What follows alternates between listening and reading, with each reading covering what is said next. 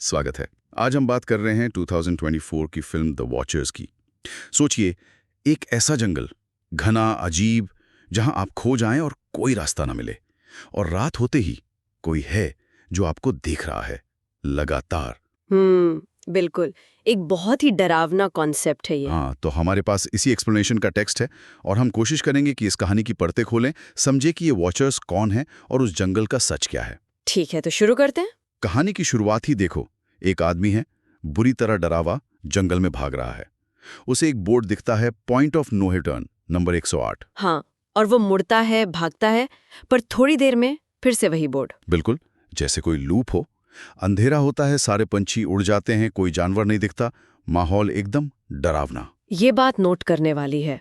जानवरों का न होना मतलब खतरा बहुत बड़ा है। और फिर जमीन हिलती है, गुर्राने की आवाजें, और अगले सीन में वो आदमी है ही नहीं, गायब।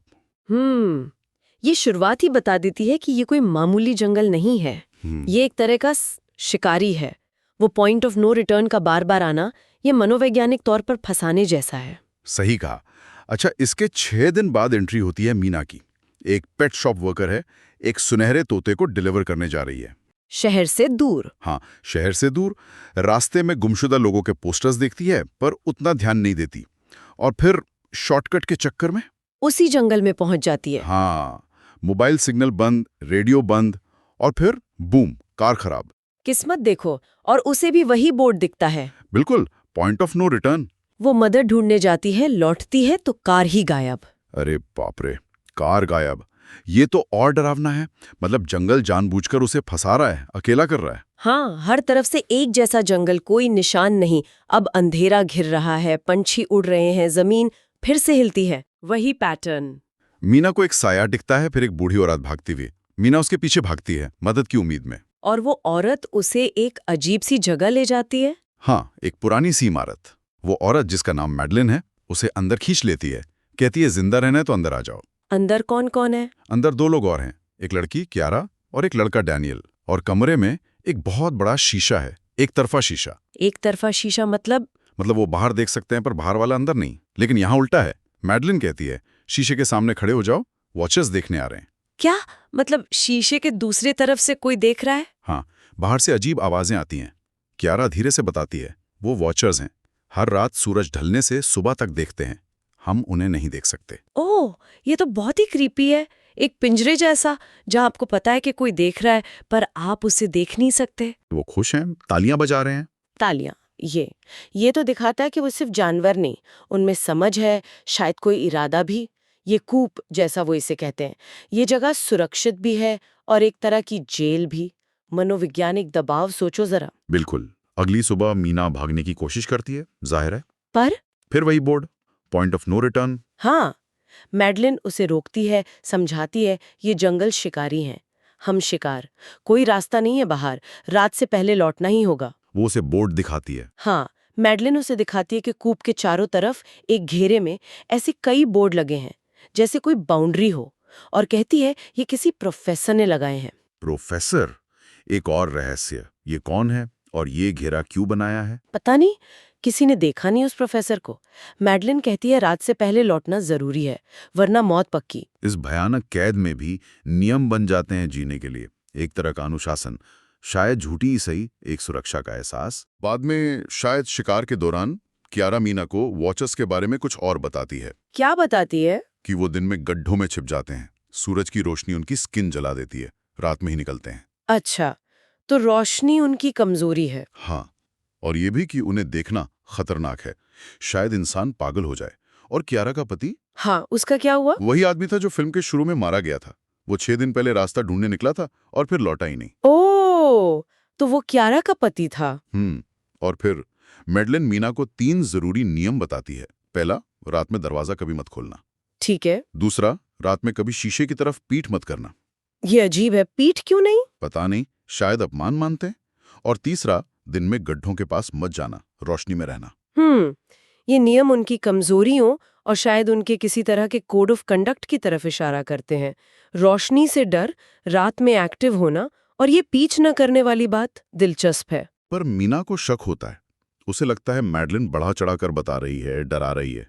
स्वाभाविक है, ऐसी स्थिति में भरोसा करना मुश्किल होता है। तो वो नियम तोड़ देती है, रात में शीशे की तरफ पीठ करके सो जाती है। अरे, फिर क्या हुआ? वॉचर्स भड़क जाते हैं, शीशे पर जोर जोर से मारने लगते हैं, आवाजें आने लगती हैं। मैडलिन भागकर मीना को सीधा खड़ा करती है, तब जाकर वो शांत होते हैं। तो नियम सच थे, ये सिर्फ कहानियां नहीं थी। इसका मतलब मैडलिन जो कह रही है उसमें सच्चाई है। बिल्कुल। अगले दिन शायद और जानने के लिए मीना और डैनियल एक गड्ढे में उतरने का प्लान बनाते हैं। ओह, ये तो खतरनाक है। हाँ, रस्सी से बांधकर मीना नीचे उतरती है और देखती है बहुत सारा इंसानी सामान, कपड़े, बैग्स, पिछले शिकारों का सबूत। बाप रे, कितने लोग मारे गए होंगे। और तभी अंधेरे से एक वॉचर का हाथ उसकी तरफ बढ़ता है, लेकिन जैसे ही हाथ पर थोड़ी धूप पड़ती है, जल जाता है। हाँ, हाथ जल जाता है और पीछे हट जाता है।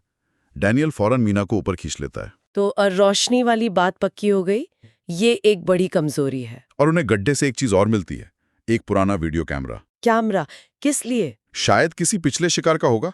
डैनियल सोचता है क्यों न इसे टीवी से जोड़कर वॉचर्स को देखा जाए। ओह, ये तो बहुत रिस्की आइडिया है। मैडलिन क्या कहती है? मैडलिन सख्त मना करती है, कहती है खतरनाक है, पर डैनियल और कियारा नहीं मानते। और क्या वो देख पाते हैं? नहीं, उस रात वॉचर शीशे के सामने आते ही नहीं, जैसे उन्हें पता चल गया हो। वो चालाक है। लेकिन तभी दरवाजे पर दस्तक होती है। रात में नियम था दरवाजा नहीं खोलना। हाँ, और आवाज आती है कियारा के पति की। क्या? उसका पति तो मर चुका था। हाँ। कियारा एकदम उम्मीद से भर जाती है, दरवाजा खोलने भागती है, पर मैडलिन उसे रोक देती है। मैडलिन को शक होता है। हाँ, वो कहती है इससे कोई ऐसा सवाल पूछो जिसका जवाब सिर्फ तुम दोनों जानते हो। कियारा पूछती है, पर बाहर वाला शख्स जवाब नहीं दे पाता। तो वो वॉचर था। बिल्कुल, एक वॉचर जिसने कियारा के पति का रूप और आवाज ले ली थी। ये पता चलते ही वो वॉचर गुस्से में बाहर से कैमरा तोड़ देता है।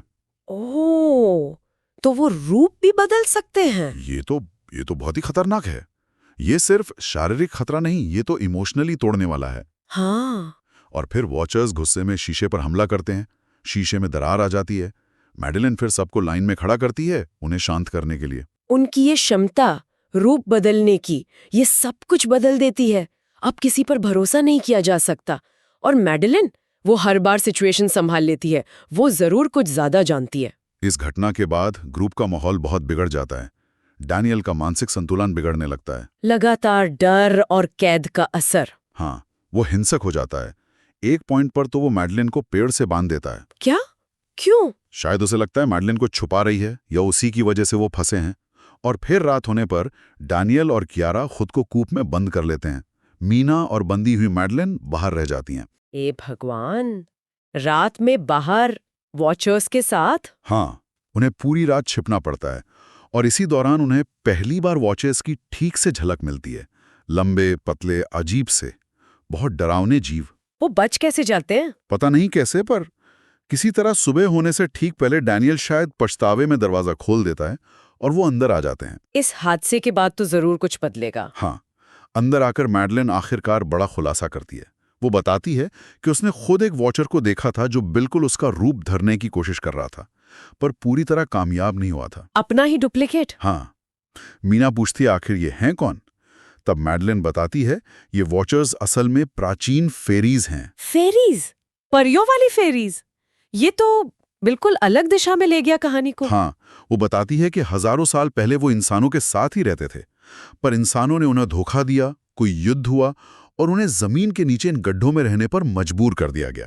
तो ये कैद है? हाँ, सदियों तक नीचे रहने की वजह से उनके पंख चले गए, जादू कमजोर हो गया और वो सूरज की रोशनी बर्दाश्त नहीं कर पाते, लेकिन रूप बदलने की शक्ति बच गई। और अब वो इंसानों को क्यों देख रहे हैं? मैडलिन के मुताबिक वो इंसानों को देखकर उनकी नकल करके आज के जमाने के तौर तरीके सीखना चाहते हैं, ताकि वो वापस इंसानों के बीच घुल मिल सकें। ये तो पूरी कहानी बदल देता है।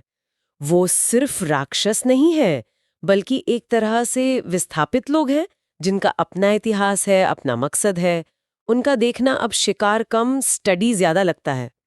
ये उनके किरदार में एक दुखद पहलू जोड़ता है। मैडलिन ये बता ही रही होती है कि वॉचर्स शायद गुस्सा होकर या किसी और वजह से कोप पर जोरदार हमला कर देते हैं। दीवारें टूटने लगती हैं। अब कहाँ जाएंगे वो? भागते हुए उन्हें कालीन के नीचे एक लोहे का दरवाजा दिखता है। उसके नीचे एक बंकर। बंकर? किसका? प्रोफेसर मार्टिन का।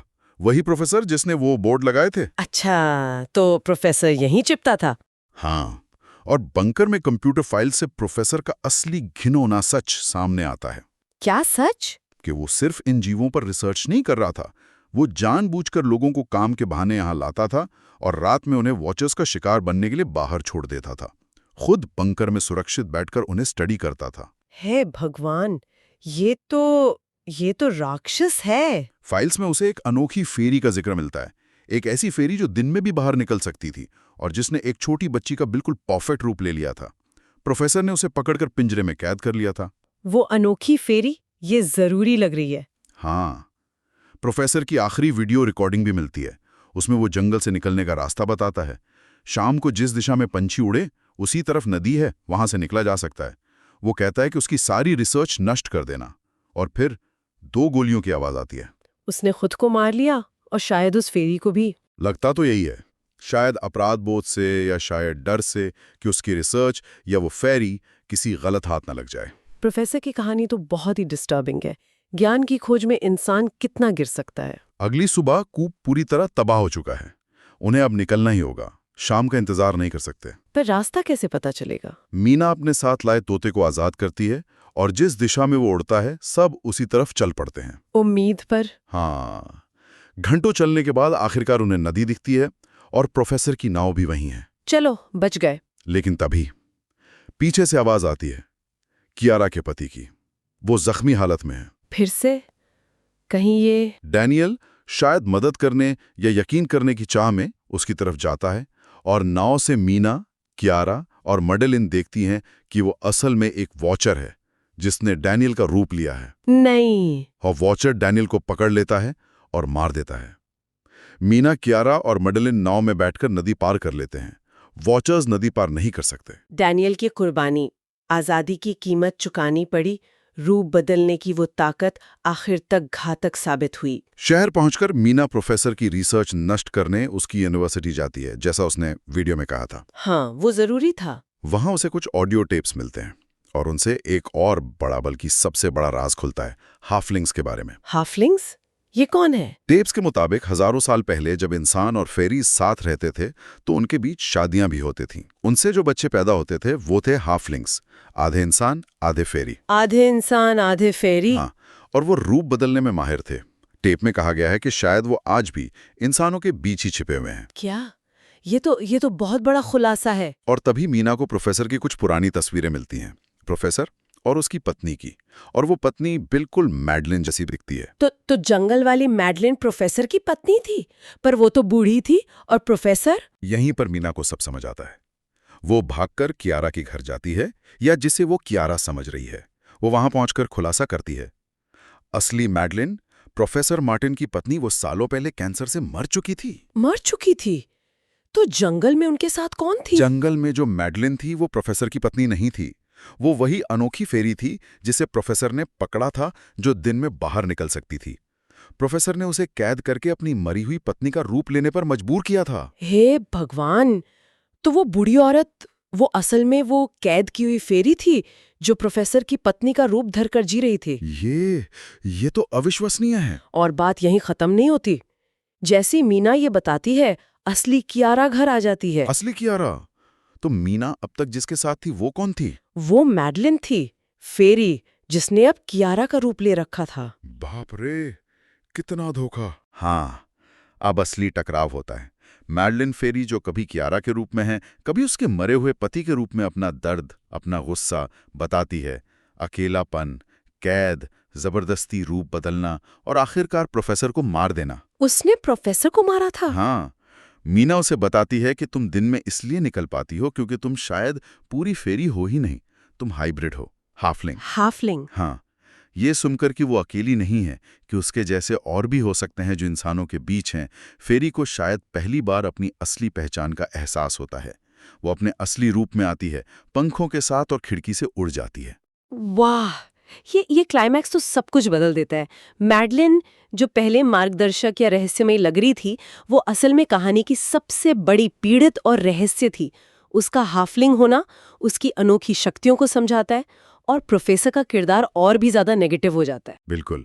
अंत में कुछ हफ्ते बाद मीना अपनी बहन के साथ रह रही है, पर उसे हमेशा लगता है कि वो फेरी मैडलिन अब भी उस पर नजर रख रही है। और आखिरी शॉट। आखिरी शॉट में वही छोटी बच्ची जिसका रूप फेरी ने पहले लिया था, जब प्रोफेसर ने उसे पकड़ा था, वो मीना के घर के बाहर खड़ी दिखती है, चुपचाप। एक अनिश्चित अंत। क्या वो खतरा है, या सिर्फ देख रही है, या शायद समाज में घुलने मिलने की कोशिश कर रही है? ये सवाल दर्शकों के लिए छोड़ दिया गया है। तो ये थी द वॉचर्स की कहानी की हमारी गहरी पड़ताल। एक जंगल जो खुद जाल है, देखने वाले जो असल में प्राचीन विस्थापित फेरी हैं, और एक साथी जो खुद सबसे बड़ा रहस्य निकली। हाँ, कहानी कई चीजों पर बात करती है। डर, पहचान का संकट, अतीत के कर्मों का बोझ, इंसानों का दूसरे के प्रति व्यवहार। देखने और देखे जाने का जो कॉन्सेप्ट है वो बहुत पावरफुल है यहाँ। बिल्कुल, कौन देख रहा है, क्यों देख रहा है, और उसका हम पर क्या असर होता है। और वो हाफलिंग्स वाली बात, अगर ऐसे जीव जो रूप बदल सकते हैं, जो सदियों के दर्द और संघर्ष से निकले हैं, और वो वाकई हमारे बीच रह रहे हैं, तो हम अपनी दुनिया को कितना जानते हैं? सही। हमारी इंसान होने की परिभाषा क्या वो उतनी पक्की है जितना हम सोचते हैं? ये सवाल सोचने पर मजबूर करता है।